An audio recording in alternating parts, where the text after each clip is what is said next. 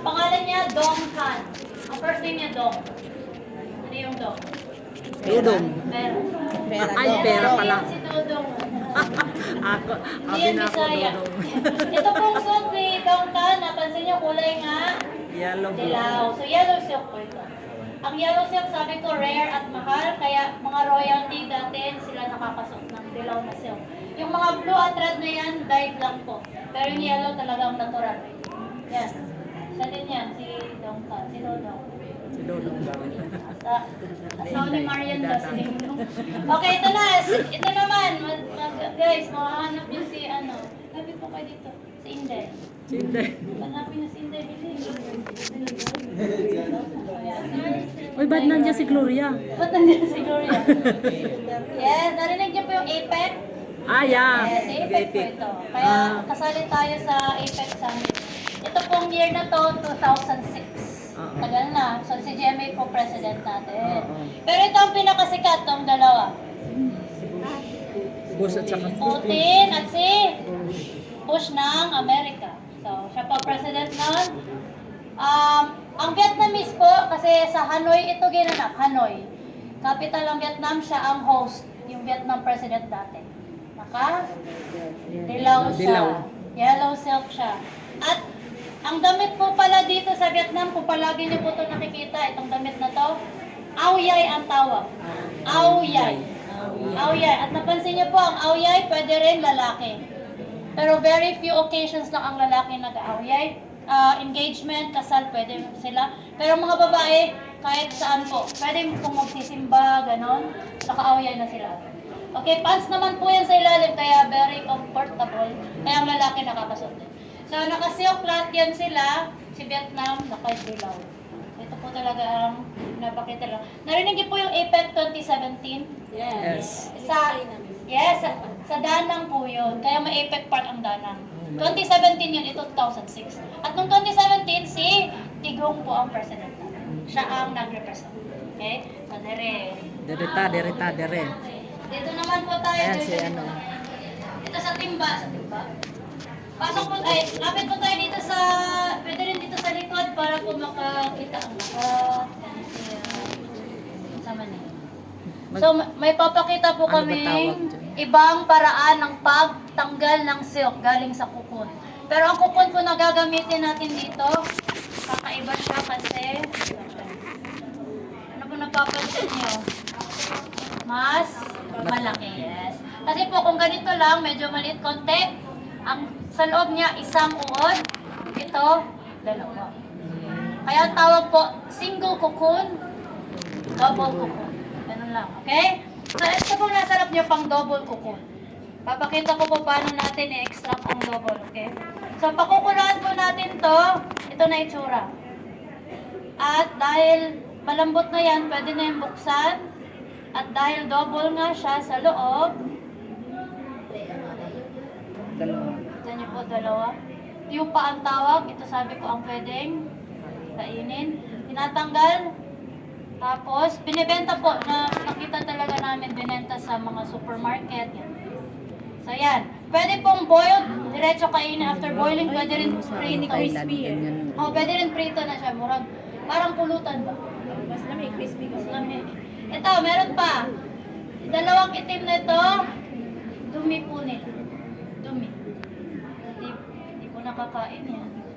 Dahil Fertilizer naman yan. So, walang tapon. Lahat nagagamit, okay? Pero ang pinaka-importante po ito. Ito na yung silk, yes. Tingnan niyo po ha. Ang double cocoon, iba ang mangyayari pag in-extract. Ganito po ang double. Yan, hindi siya sinulit. Tapos, pag ganyan. At, yes, mahaba po yan. Pwede niyong hilahin mo. Kita niyo po. Hilahin niyo po, mahaba yan. Yan si double. Parang web, pero mas matibay ito sa web. Right? Oo, ang galing po. Kung, para po malam, pinagdikit po sila. Tama. Good question po yan. Pinagdikit lang po ang double cocoon na hindi pusa. Kasi ang natural lang, isa lang.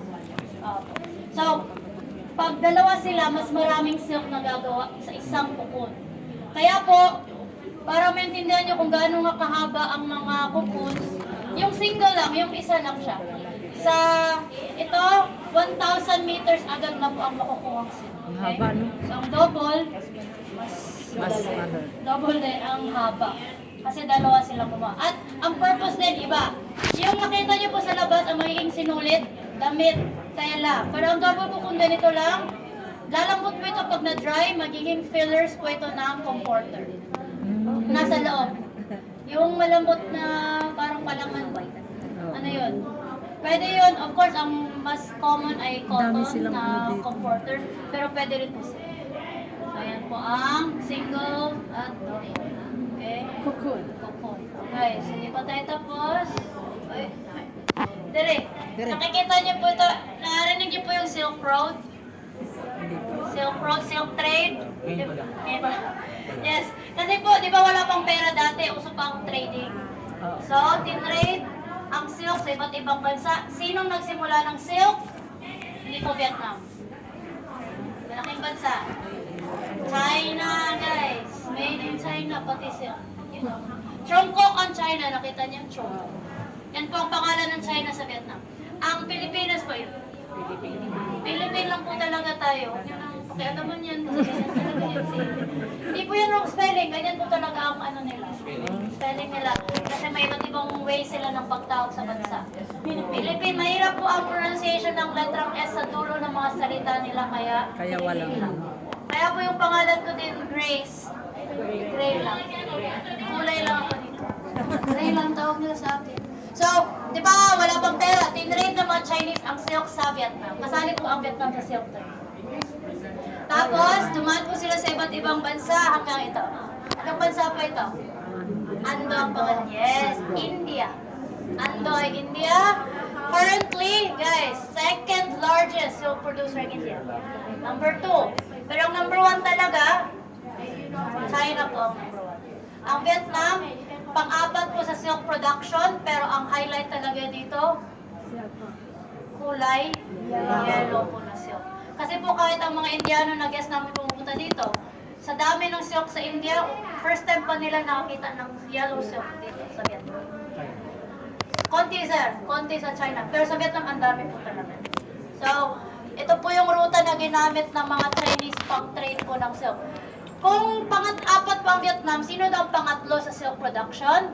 Uzbekistan. Uzbekistan. So Central Asia yon sa dyan.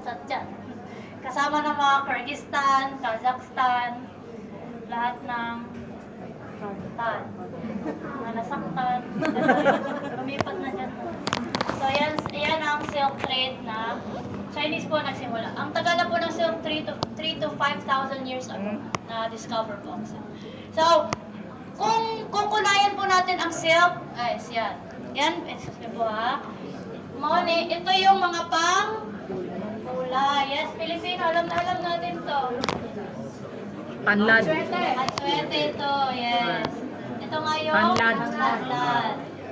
Ito, Loyang dilaw. correct. Loyang dilaw, turmeric, very good. Kulay, may kulay din. Matingkad. Ube. Oo. Purple yak. Mga kahoy po, redwood, mahogany, pwede. Ito sandal. Pwede rin mga dahon-dahon, tabako, ganyan. Pero ito, marami tayo sa Pinas. Para siyang bato. Shabu daw, shabu. Ano po yan? Tawas. Ah, Ang tawas. tawas po, mabuti na. Kilikili. Ilok. Pero hindi po yung pangkulay ng silk, pang dikit po yan. So, kung lalagyan ng sa Pilipinas, kaya maigi pong ma-experience natin dito.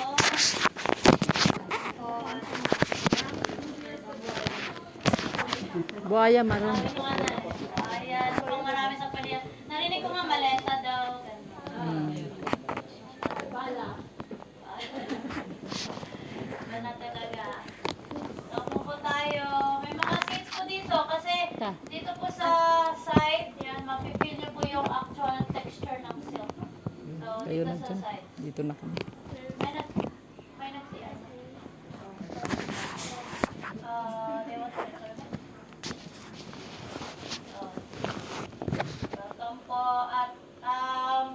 Dili ka na mamaya dyan. napapansin nyo nga po, ang dami na talagang turista sa Danang. Kasi nag-boom na po ang tourism dito. Miss sa Danang talaga eh. Wala na yung masyadong Hanoi, Ho Chi Minh, Danang po talaga. Kaya nag-hire po sila ng mga Pilipino para makipag-usap sa mga Philippine groups. At of course, yung mga English-speaking countries kami din ang tumatanggap. Mga taga-India, gano'n, Singapore. So, at kung mapapansin nyo rin po talaga, may bilihan kayong pinupuntahan. Napansin nyo po? Kasi, yun po talaga ang paraan ng government nila para ma-boost yung economy din po ng bansa nila. So, sa tourism nila, hindi lang lugar ang pinapakita, pati po local products. Kasi, Pansin. konti lang silang bansa na may talagang lokal na silk. Ang ganda po ng silk, gano'n. Kaya, para-paraan. Yes, kaya, kasi yung iba talagang nare-reklamo na sa amin. Nagagalit, guys. Tapahante lang ako dito, tutusan lang nila ako. Kasi, nagagalit na minsan sa amin. Pero naiintindihan na po naman. Kasi minsan, di ba, nag-tour tayo para tingin. Pero baka naman, magustuhan din ba yung mga product dito. Wala pa po kaming Ang mahal export naman. sa Pilipinas. Wala pa kaming binibenta sa ibang bansa. Dito pa lang sa Vietnam. So, wala pang shipping. Pero ito po nasa harap natin, ito ang end product na po ng sinabi kong cocoon, Cocoon. yung nakita niyo sa labas. Pero, kung mararamdaman niyo, ano to sa labas? Hindi silk. Cotton lang to. Yung silk po ang nasa loob. This way. Dito lang. Ayun, forward na lang para. So, kung mararamdaman po natin nga, cotton lang tong labas, silk po ang nasa loob.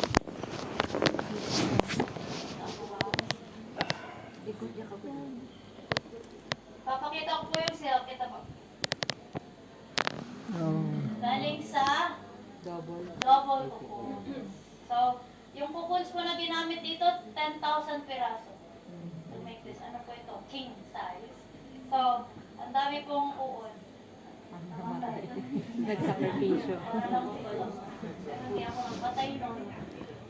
Yes po, actually, nagtatanong sila kung pinapatay, kung binuboil nga sila, paano na po continue yung cycle. Ang dami po kasi talaga nila. Half of them, hina-harvest, nabuboil. Pero yung half naman, pinapa-breed para ma-continue po yung cycle. So, wag po kayo magalan, hindi po sila magiging extinct. Ang dami po nila.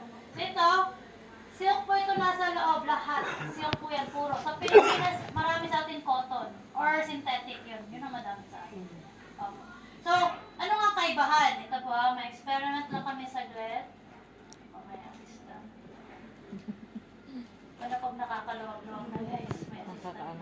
So, meron po bang papasok yan? Hello po. Ito po, tubig. Yan, tubig. Lấy thử ghé. Lấy thử ghé. Có đâu Nhi ơi, có đâu Nhi. O daw. Nilalak na nila yan. Wala nang lalabas dito mo. May security na kagad. Ay pa si Sir, ay si Mami. Còn ghé mày. Ayan, Mother Earth. Thank you po. Maigi po to, makikita nyo yung experiment. Kasi tinatanong nila, bakit daw ginawang fillers ang silk? Kasi alam natin, usually, di ba, damit at scarf, yun ang madami na silk. Pero naging filler siya kasi may iba siyang property, okay? So, kuha po tayo ng tubig. Tapos, lagay natin sa silk. Nakikita niyo po ba? Yes. So, nag-repel. Water resistant po ang silk at madali siyang tuyo. Pinupunasan lang ng tissue, tuyo na. Ang cotton pag nabasa, Basa. absorb niya agad tapos ang tagal pa patuyuin, di ba? Pero ito, tuyo na. Parang wala lang. Kaya po, kung itong gamitin diaper, hindi po ito pang diaper. Ano po ito? Water resistant kaya hindi mag-produce ng masyadong bacteria. Yan po ang purpose nun. Kung naririnig ko kasi sa ibang shop, medyo pare-pareho daw na nagre-refill din yung material sa rubber. Kasi po po, maigi po talaga pag nagre-refill ang tubig dahil hindi inaamag. Yun po ang kalaban ng cotton, inaamag siya. At kung may moist po sa loob, yung mga surot, dust mites doon ang sila. Kaya, sabi nyo, makati yung sheets, hindi nyo pati nakikita kasi ang liit mo. So, paano na ito laban? Ang buong to, hindi po ito nilalabas. Laban, hindi rin ito tinatanggal. Natatanggal yan, nakatahi yan sa sides. Ang ginagawa lang po, itong buong to, magaan naman, pinapagpag, air dry. Sa labas, air dry. Kung gusto niyong painitan konti, pwede, pero huwag masyadong matagal dahil lulutong ang silk sa heat. So, air dry lang. Paano daw itong labas? Kasi cotton po ito, di ba? Para hindi masyadong madumi at masyadong bumaho, maligo din kayo. Yung ba din na naliligo? Ito po kasi yung labas, cotton lang to, pero may cover pa siya. Yan po mga nakabalot na yan, yung ba nakasabit? Ito kasi. Silk po ito, pero ito ay pwedeng labhan at yan ang mapoprotekta dito. Na-guess nyo po, so nasa loob lang to siya. Hindi siya actually magta-touch sa skin natin. Okay? Yung dry cleaning, di ba sikat na rin po yun, dry cleaning, wala yung tubig eh. Hindi rin po pwede yun. Bakit? Ang daming chemicals ginagamit sa dry cleaning. So, try po natin talaga. Makikita niyo po kung ano mangyayari pag minix sa chemicals. Ito po, bleach. Tayo po namang Pilipino, Mahilig. mahilig tayo mag-sunrocks, di ba? So, bleach yan siya. Manuha siya. Kasi sabi mo, fake daw yung bleach namin. So, itong bleach ay puro at pag minix ang silk sa bleach, ang silk Lusaw. malulusaw. Slowly yan. So, maybe mga 2 minutes siguro completely dissolved na siya. Madi-disappear.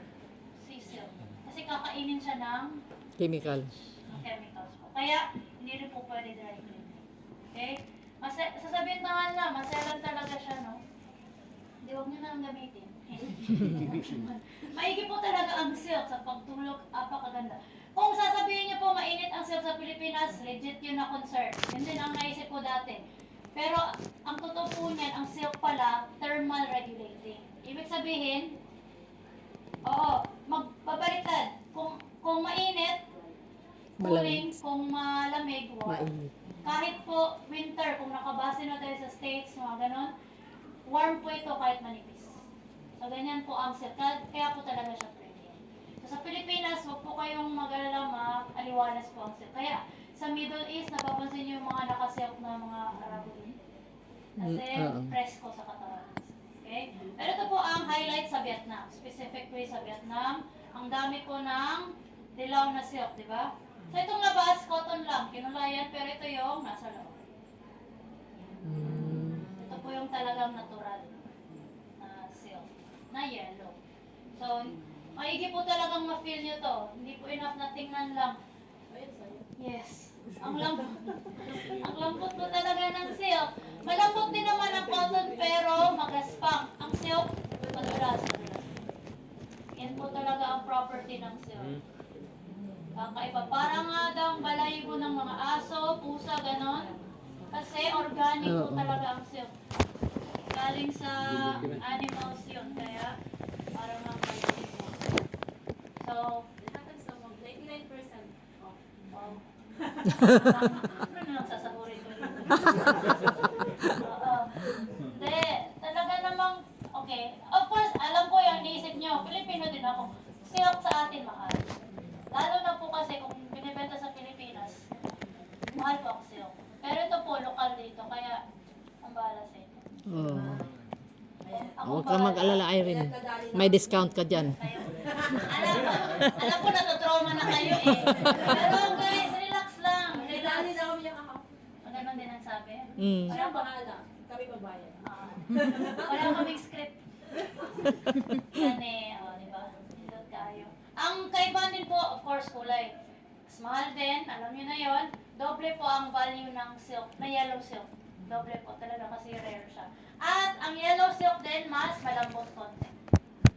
So, ano ba talaga ang nagpapalambot sa silk? At bakit siya totoo po ang collagen. Rich in collagen po ang silk. Natural, hindi nilagyan ng collagen. Yung mismong laway ng uod ang rich in collagen. Alam niyo rin po yung laway ng ibon? Mm. Yung nagiging bird's nest soup. Laway din yun ng balin sa sayaw. Tagalog, balin sa sayaw. Swallow yun.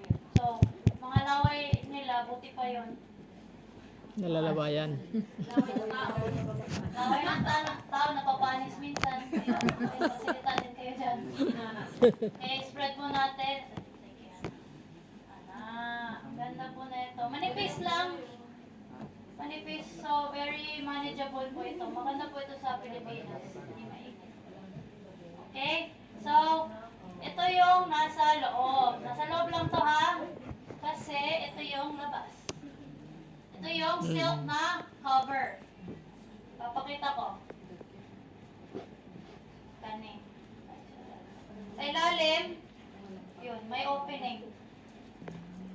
Di zipper yan, may zipper. Okay, bubuksan, di ba? Tapos, ito, mamili lang, white or yellow, pasok sa loob. At sa apat na sulok, merong tali. Tatali yan dito. Kita niyo yan? Yan din. Meron din yan. Apat yan para pag nasa loob na to, hindi ma-fold, hindi ma-roll ba? Steady lang siya. Huwag higpitan kasi tatanggalin niyo rin to pag nilaban. Ito, nalalaban. Okay? So, very useful to yung iba. Botones sa kanila, may clip din, pero sa amin tali. Hindi naman nila alam to minsan, ginupit nila. Kasi sobra daw. So, yan ay ang opening po, ganyan. Tapos, pwede nyo na isarado. At, spread natin para ma-feel ng lahat. Silk po ito lahat. Silk. Yan. Ang ganda ng kulay. So, guys, i-feel nyo. Ang pag-feel po ng silk, likod ng kamay. So, baliktad pa gano'n. Kasi kung dito sa harap, yung kalyo natin sumasabit. So, palikod na lang po ganyan. Okay? So, ang mararamdaman niyo po silk, pero ang pinaka-closest sa texture ng silk, satin. Yun ang marami sa Pilipinas. Ang satin po, yun ang may halo. Kaya, medyo warm ang satin dahil may plastic materials at nagsastatic. Kasi na friction.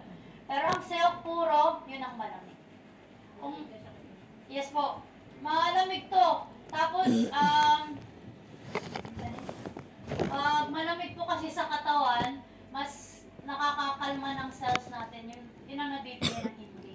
Kung mainit po kasi, nagbubuka yung pores natin. Tapos, din sumapasok yung lamig-lamig sa katawan dahil po open ang pores. So, ito, talagang purong silk at pwede nyo na itong laban. Okay? Printed po ang designs dyan sa ibabaw, pero meron ding borda. Yung embroider na ito. So, ito, ganda rin na ito. Mas makapal na rin po ito konti. So, i-spread natin. Pagano. Yan. So, may texture na po siya sa ibabaw niya, di ba? Borda na siya. At ang ginamit po nilang sinulid, of course, silk din. Silk lahat. Yan. Pero ang ginamit po dito, makina. Machine, hindi po by hand. So, machine woven po ito. So, makinis. Yung iba, mas bet nila yung first kasi ito talagang walang texture. Ito meron na. Pero regardless kung anong nasa ibabaw, ang ilalim po kasi niyan, pareho yan silang plain silk. Kasi ito talaga na side ang magta-touch sa skin dahil kumot. Diba kumot to? So ito po ang ilalim makinis. Okay? So yan si machine woven. Pero ito ang pangmalakasan nila. Ito po ay sikat, inspired ng isang sikat na brand. Anong brand po ito? Sikat sila sa kabayo. Ferrari daw. Sama ni orange. Hermes. Yes. Yan. So, ang ganda po ng texture niya. May pag-glitters yan, pero hindi natatanggal. Oo. Pang ano na to, Jinky Pacquiao, Arte Evangelista. Ang ganda. Yung glitters po niyan ha, sabi ko nga hindi natatanggal kahit laban. Kasi part po yan. 80, divide by. Kung kukuha po kayo ng isang set na may dalawa pang libre, so tatlo lahat, yung white po na filler, Kasama. libre. Okay? May bag Bilang pa. isa, tatlo din. Wow, galing ah. So, May kasama pang bag. nilibre na nila yung filler at dinivide na nila into 3 yung full price. Sa kagustuhan po talaga nilang i-promote ang sale. Kasi kung talaga ang full price lang, mabigat po yun sa bulsa. Talaga. Alam ko rin yun, ang dami ng crisis na rin tayo. Diba? Pero, pwede po tayong magka-silk dahil po talaga sa mga promotion nila. At lokal ang silk dito, kaya nababawasan nila ang presyo. Ano rin, factory price na po ba? Factory price. So, may chance po talaga tayong magka-silk dito sa Vietnam. Kung ito po kasi, ibibenta talaga sa mga bansang walang silk, yun po ang talaga. Dami na yun. Okay? So, ito po yun. Designs po, yan sila. At 26,000 ang mahuhulog na isang presyo, isang set na ganito. So, ang 26 niyo po, ito yon. At yung pinaka-filler. Ganyan. Tapos, ilalagay po yan sa pinaka-bag niya ganito. Yung pinakita kanina. Ito po, itong bag na po ito yung case ng filler. So, pag nasa loob na silang lahat, alam ko nag-iisip din po kayo ng luggage. Diba? Ang dami nyo na pong pinamili. So, tapon nyo na yung iba. Kasi ang space po, ang weight po pala nito, 4 kg. 4 kg. Ito po yun. 4 kilos to. So, kung tatlo, 4 times 3. Right? Pero nga, dahil po, sinusuportahan tayo ng ang government talagang malaki na suporta ng mga ganito kasi po closely monitor ito ng gano'n. Yung mga airlines din po na Vietnam, I think po Vietjet kayo. Vietjet. Lenient po sila konti sa mga products na nilalabas from Vietnam. So, kung may excess konti, 1 kilo, pwede na siguro yun. Kung talagang mabigat na malaki ang excess at kailangan bayaran, wala po kayong babayaran. So, supportan po kayo ng tour guide or ng company namin. So, pagdating po sa airport, si tour guide natin. Son. Son po pangalan niya. Si Son. Son Pogi. Talaga. Si Son, mag-a-assist po sa inyo sa check-in process. Siya makikipag-usap, gano'n. So, i-check-in niyo na rin siya. Tama niyo na yun, si Son. Ayun na siya. So, nag-melt po si Silk. Kaya talaga. At ito po pala ang paraan para malaman na tunay. Na authentic. Kasi, ang mga fake po na silk hindi mag-melt sa beach. So, yun po yung presyohan nila. At kung talagang medyo mabigat pa sa bulsa natin, 26. Malaki yung pera din po yun, di ba?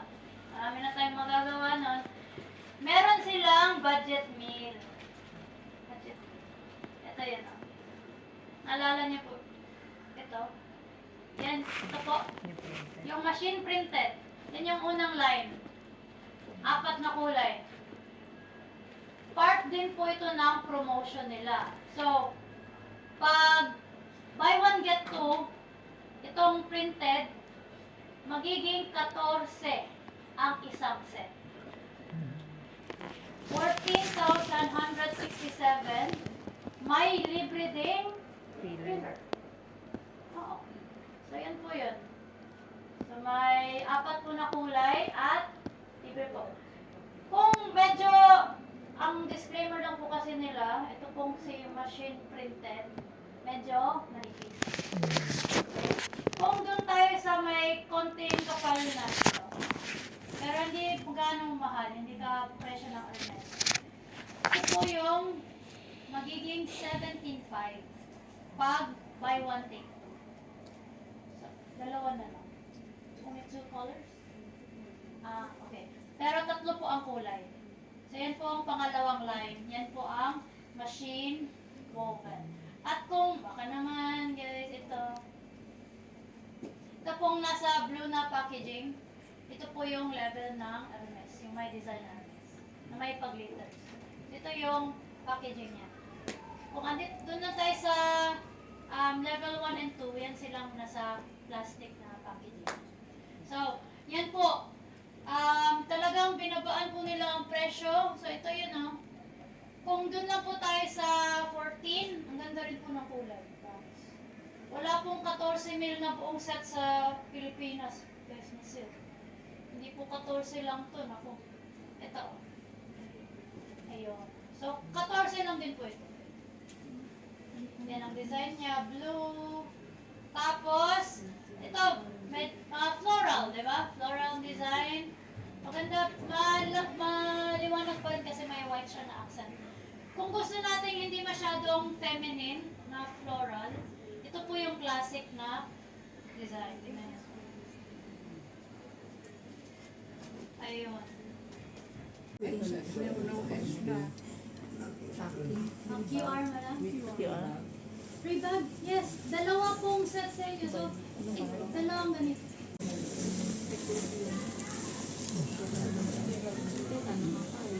Tapos, kompleto po yan. Pwede po natin i-check.